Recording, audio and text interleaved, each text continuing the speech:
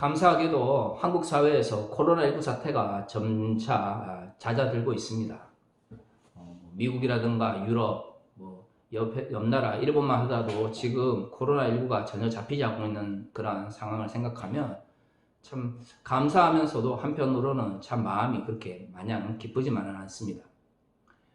우리가 살아온 이 사회가 세계화되었고 전 세계가 이제는 하나의 지구촌처럼 연결되어 있어가지고 더 이상 우리나라만 잘한다고 해서 이러한 세계적인 어떤 팬데믹을 막을 수 있는 상황이 아니 된 것이죠.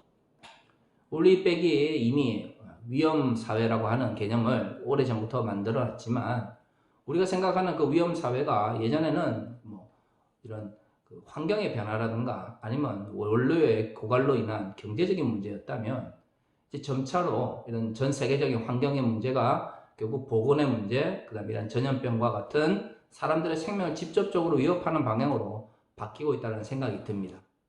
어쩌면 이 모든 것들이 결국에는 좀 더 편하게 살고 싶어하는 아니면 더 많은 것을 누리고자 하는 인간의 욕망이 만들어낸 인간들이 만드는 죄인지도 모릅니다.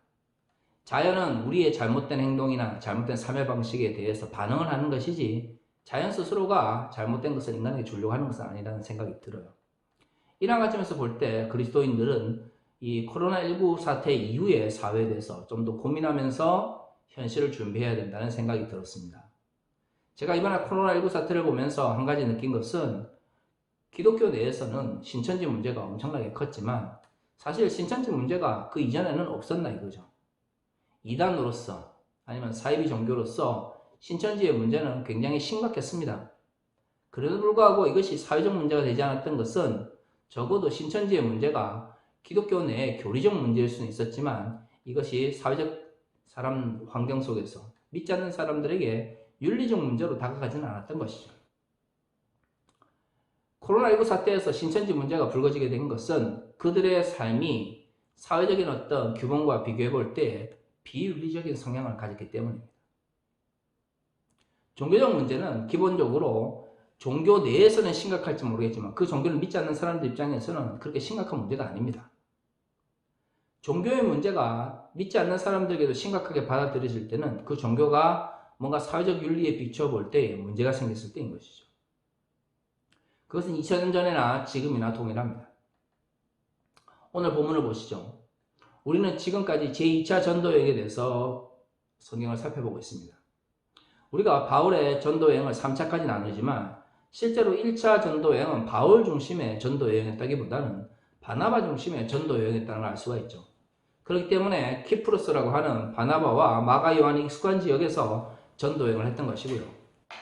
그런 관점에서 보면 바나바와 갈라지고 나서 본격적으로 바울 중심으로 전도여행을 시작한 것은 제2차 전도여행이 처음이라고 할 수 있습니다. 더구나 제3차 전도여행은 엄밀히 말하면 복음을 전하기 위해서 바울이 적극적으로 나섰다기보다는 본인의 의지와 관계없이 일단 2차 전도여행을 마무리하는 차원에서 이루어졌다고 생각을 하면 바울의 전도여행의 핵심은 제2차 전도여행이라고 생각할 수 있는 것이죠. 제1차 전도여행의 가장 큰 특징은 바울이 그 이전에는 유대인 중심으로 복음을 전하다가 비유대인들에게도 복음을 전해야 되겠다는 생각을 하게 됐다는 것입니다.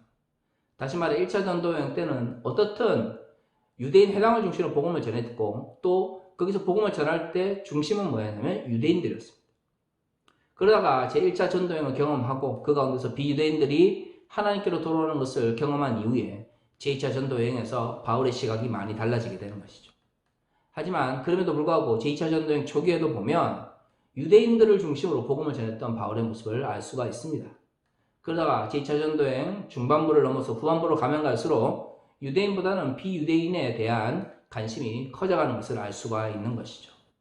저는 성경에 등장하는 모든 사람들이 처음부터 하나님에 대한 모든 생각을 다 가지고 있거나 하나님의 뜻을 모두 잘 깨달을 수 있는 사람이라고 생각하지는 않습니다. 그들 역시도 우리와 같은 사람이기 때문에 경험과 그 다음에 환경의 변화 속에서 배우고 익히면서 발전하는 것이죠. 그래서 저는 과거를 통해서 현재를 배운다는 것, 즉 역사를 통해서 미래를 준비한다는 것이 현재 우리가 살아가고 있는 우리의 책임이라고 생각을 합니다.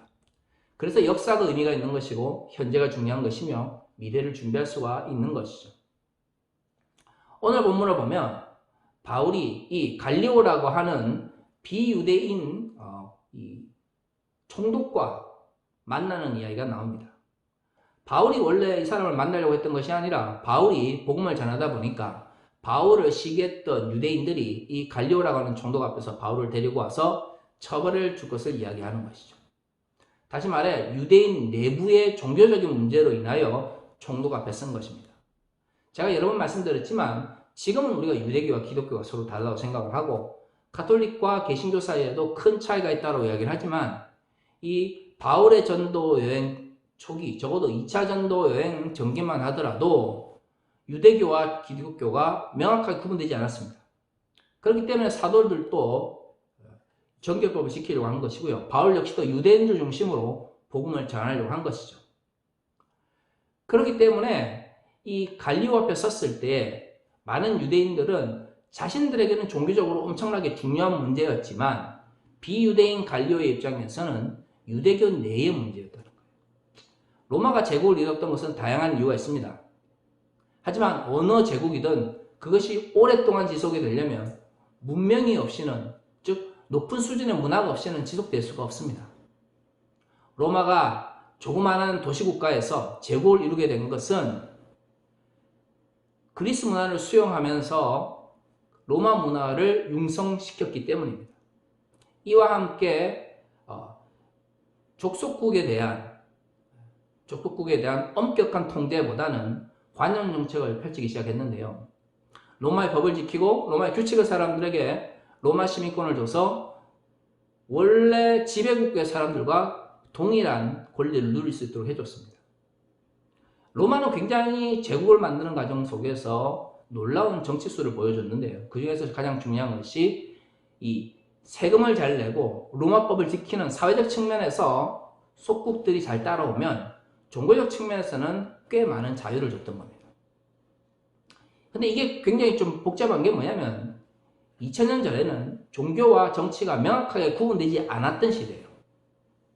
그런 상황 속에 종교적 자유를 줬다고 하는 것은 로마가 그 이전에 국가와 교회 혹은 종교와 정치가 구분되지 않는 사회에서 이 양자를 느슨한 형태로 구분하려고 했다는 걸 알 수가 있는 것이죠. 로마의 통치 기술은 지금은 봐도 굉장히 높은 수준이라는 걸 알 수가 있습니다. 하지만 로마의 이런 정책에도 불구하고 당시의 문화 속에서는 정치와 종교가 명확하게 구분되지 않는 사회였어요. 특히 유대인들은 더 심했죠. 그렇기 때문에 비록 디아스포라 유대인, 즉 흩어져 있는 유대인, 예루살렘 중심으로 살아가는 유대인들이 아니라 소아시아를 중심으로 로마 제국 내에서 살아갔던 이 유대인들은 자신들이 로마 제국 내에서 살아감에도 불구하고 여전히 의식적 측면에서 유대적 문화에 익숙해 있었던 것입니다. 그래서 바울이 그들이 일반적으로 생각하는 유대적 전통 속에서 하나님을 설명하지 않을 때, 다시 말해 예수의 가르침을 기반으로 복음을 전할 때에 이 문제를 해결해 달라고 갈리오 총독 앞에 바울을 데리고 온 것이죠. 하지만 당시 로마의 총독이었던 갈리오는 엄격한 로마의 규칙을 로마 유대인들에게 요구를 합니다. 다시 말해 오늘 본문에도 있는 것처럼 만약에 그의 행위, 즉 그가 불량한 삶을 살거나 오늘로 말하면 비윤리적인 삶을 살거나 혹은 조금 더 전통적으로 비도덕적인 삶을 산다면 내가 그를 로마의 법에 따라 충분히 처벌을 하겠지만 종교적 문제, 여기서 너희 언어라든가 아니면 뭐 이런 규범에 대한 이야기는 결국에 말하면 종교의 문제와 연결되어 있는 거예요. 다시 말해 너희들의 종교, 즉 속국의 종교와 관련되어 있는 뭐 종교에 대한 개념 규정이라든가 아니면 규칙에 대한 문제라면 그것은 내가 치리할 필요가 아니면 그 심판할 필요가 없다라고 이야기를 한 것입니다. 사실 로마의 이러한 정치와 종교를 비교적 느슨한 형태로 분리하려고 하는 정책은 그 이후에 중세를 거치면서 그리고 근대사회 등장 이후에 세속화의 과정 속에서 더욱더 강하게 진행됩니다. 지금의 시대는 종교적인 가치의 문제를 가지고 법이나 아니면 사회적인 문제로 확장시키지 않죠. 두 개가 명확하게 구분되어 있습니다. 그럼 어떤 경우에만 종교적 문제가 사회적 문제 혹은 정치적 문제가 되나요? 그들의 삶이 윤리적, 즉 사회윤리적 측면에서나 개인 도덕적 측면에서 믿지 않는 사람들 입장에서 좋지 않을 때 문제가 되는 것이죠. 신천지의 문제가 만약에 그들이 방역당국에 협조를 잘하고 거짓말하지 않고 그 다음에 이런 코로나19가 걸린 이 성도, 이 교인들의 명단을 잘 넘겼다면 이렇게까지 문제가 되지 않았을 겁니다. 문제는 신천지가 가지고 있던 교리적인 이러한 문제가 윤리적 문제로 확장되면서 지금 신천지 사태와 같은 그런 정말 비도덕적이고 반사회적인 행동이 생겨나게 된 것이죠. 우리는 이럴 때 그리스도인들은 과연 믿지 않는 사람들의 입장에서 볼 때 삶의 모범으로 다가가고 있는가 진지하게 물어봐야 됩니다. 그리스도인으로서 이단을 정죄해야 되고 이단을 해결해야만 기독교가 건강하게 성장할 수 있다는 것에 대해서는 저도 동의합니다. 하지만 이제는 더 이상 기독교 내에 이단의 문제뿐만 아니라 그러한 이단들을 믿지 않는 사람들이 보았을 때 과연 그리스도인들과 기독교 이단에 속한 사람들이 명확하게 구별되는 삶을 살아가고 있는지에 대해서 더 고민을 해봐야 되는 것이죠. 그리스도인들이 이단의 문제를 다룰 때 가장 먼저 기독교 내부에서는 교리적 문제를 다뤄야 될 것입니다. 하지만 믿지 않는 사람들과의 관계가 얽히게 되면 그것은 더 이상 교리의 문제가 아니라 삶의 모범의 문제로 다가가야 됩니다. 제가 이번 코로나19 사태를 보면서 그리고 그와 연결되어 있는 신천지 사태를 보면서 과연 한국교회 그리스도인들이 아니 한국교회가 믿지 않는 사람들에게 정말 윤리적인 공동체 혹은 삶의 모범을 보여주는 그리스도인으로서 보여졌다면 신천지의 문제가 한국교회에 대한 비판으로 연결되지는 않았을 겁니다. 2000년 전에 바울이 제2차 전도여행 속에서 겪었던 이러한 문제를 과거 역사 속에서 전혀 우리가 배우지 못했다는 것을 보여주는 것이죠. 갈리오 총독도 알고는 있었습니다.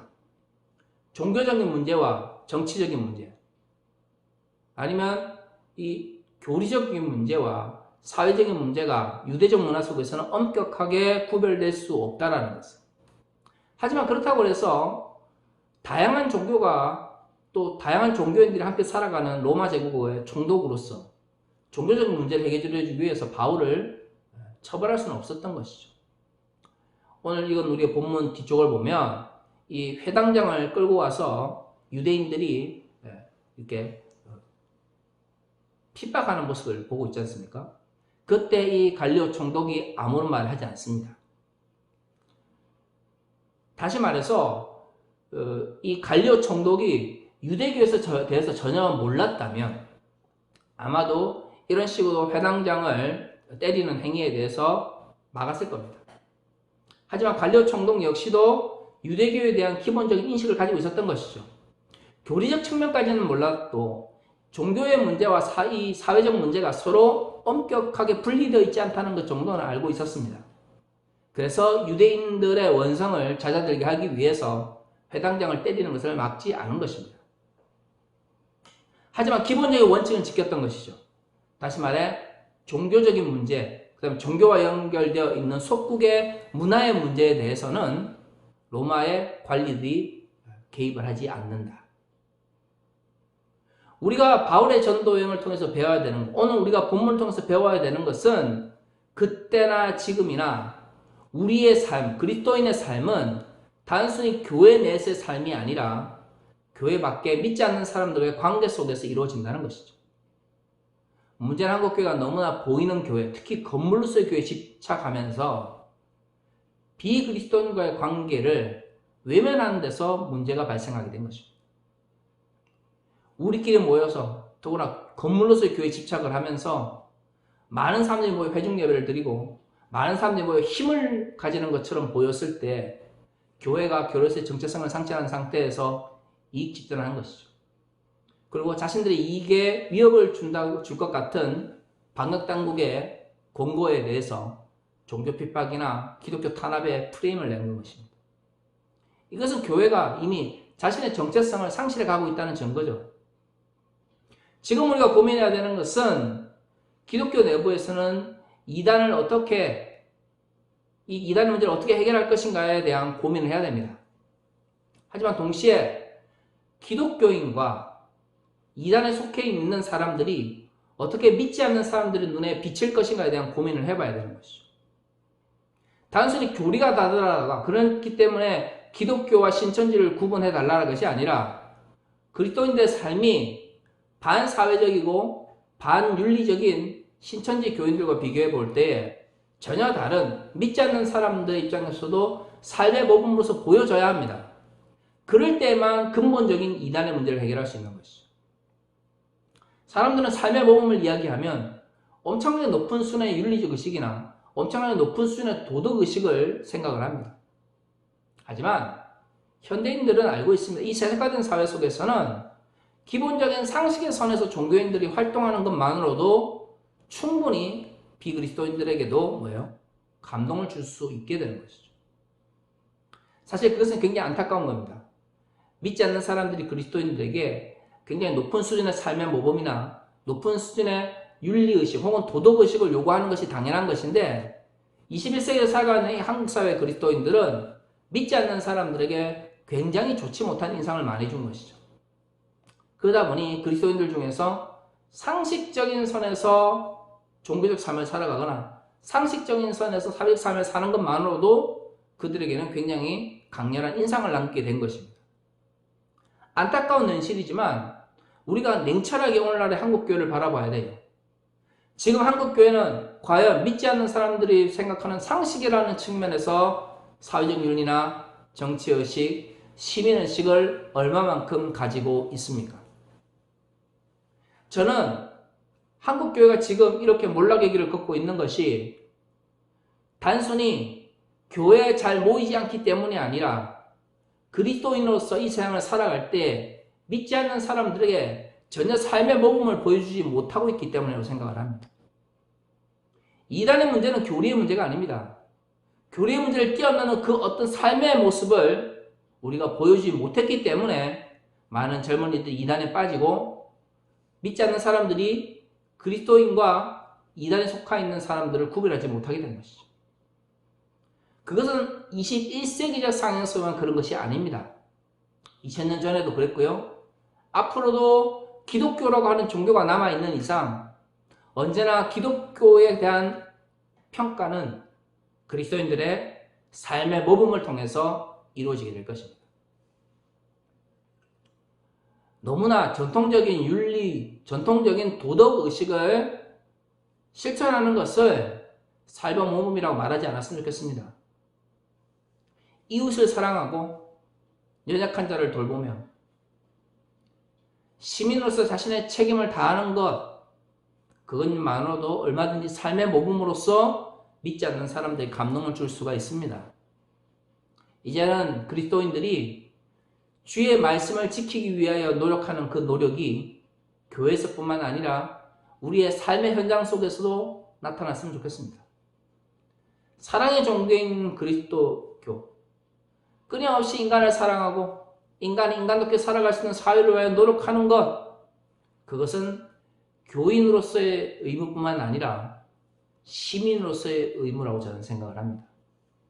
앞으로 우리의 삶이 좀 더 믿지 않는 사람들에게도 감동을 주고 그들에게도 삶의 모범으로서 다가갈 수 있는 그러한 기독교 문화가 자리 잡혔으면 좋겠습니다. 다시 기도하겠습니다.